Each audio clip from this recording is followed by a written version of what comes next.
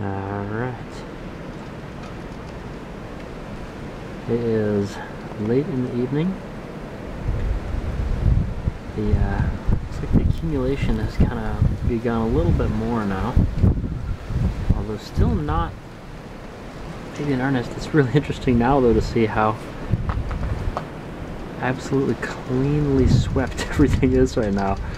So any sense of sidewalk, any sense of road, it's all just completely smoothed over by the wind. I mean, I just gone through and snowblowed our sidewalk area, and it's just funny from standing here at the moment, you can't even see it.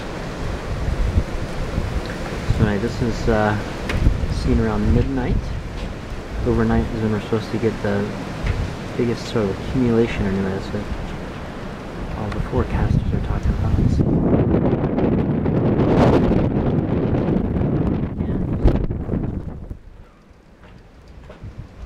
The wind is what's so surprising. It's not that cold. You know, 2 weeks ago we had below zero weather for a sustained amount of time. It was just brutal.